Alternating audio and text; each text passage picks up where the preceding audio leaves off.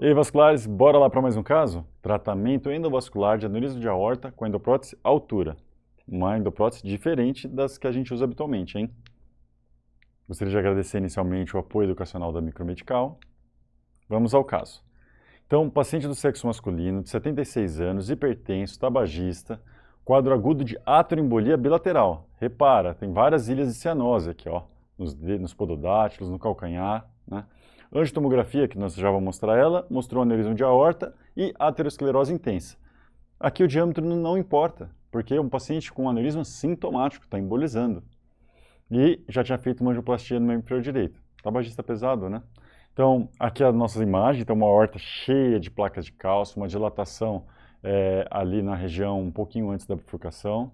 E aí, utilizar a endoprótese altura foi uma boa estratégia. Vou mostrar para vocês. Então, nossa imagem inicial, do lado uma ilustração de como a gente sobe, né? Então, é uma endoprótese 14 frentes. Então, primeiro a gente passou os dois percloses de cada lado, com o introdutor 8, e aí depois a gente troca para o introdutor próprio da endoprótese.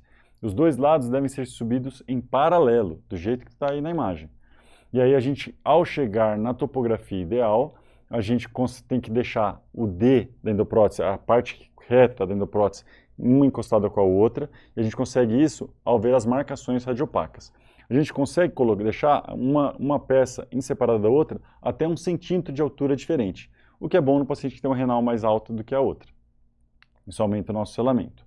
Então, realmente uma aorta bem doente. A gente consegue observar, então, aqui as marcações radiopacas, né? A gente tem que deixar elas encostadas, as três, para mostrar que está costas com costas endoprótese, no formato do D, para ficar para fora a parte circular.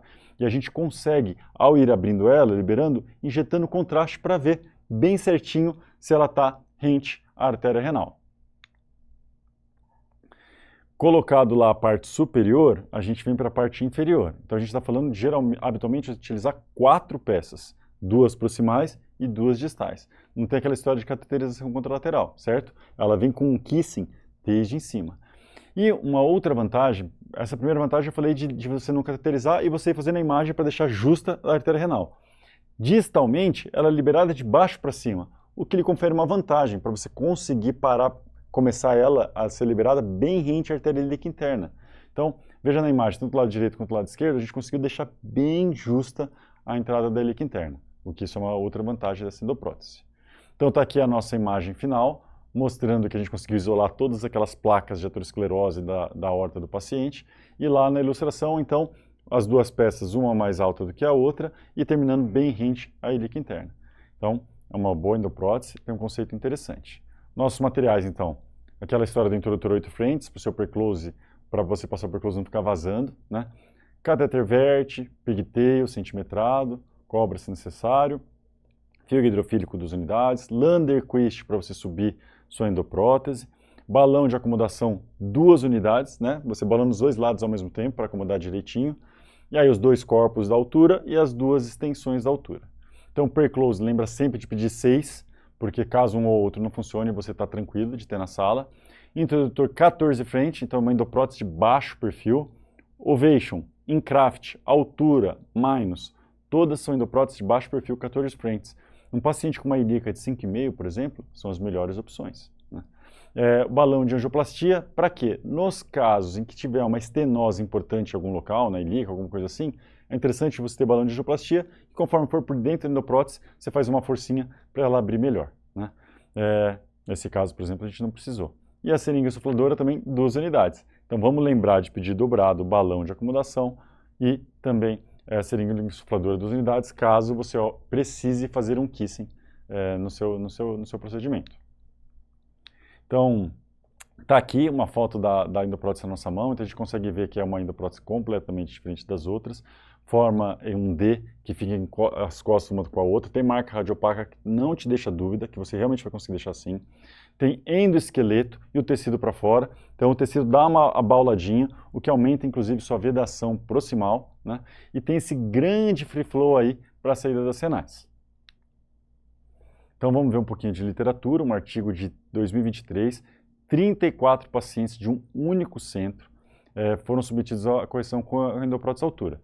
25 deles foram eletivos, 8 foram emergência, 100% de sucesso técnico, claro, é uma endoprótese fácil de ser liberada, né? Você não precisa ficar cateterizando, já sobe e libera. Para aneurisma roto, inclusive, isso te dá muita agilidade, né?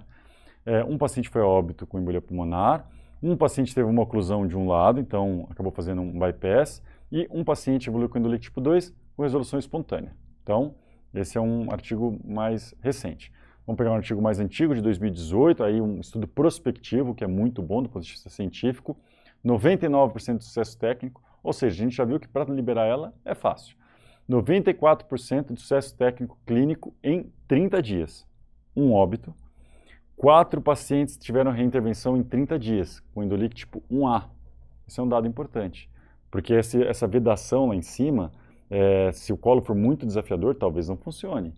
Então, a gente está falando aí de quase 5% de pacientes que evoluíram com endolite tipo A. A gente tem que lembrar que endolite tipo 1A, endolite tipo 1B, endolite tipo 3, isso aí tem que tratar. Isso não é uma falha técnica, isso é insucesso. O paciente está em risco, você está pressurizando o aneurisma, tem que tratar.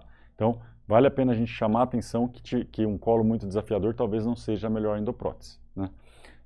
Tiveram 2 estenoses de ramos, uma oclusão de ramo e 4 intervenções tardias por endolite tipo 2. Isso poderia acontecer em qualquer endoprótese, seja por lombar, por mesentérico inferior, por aí vai. Muito obrigado. Até o nosso próximo Vascular Insights Vídeos. Um abraço a todos.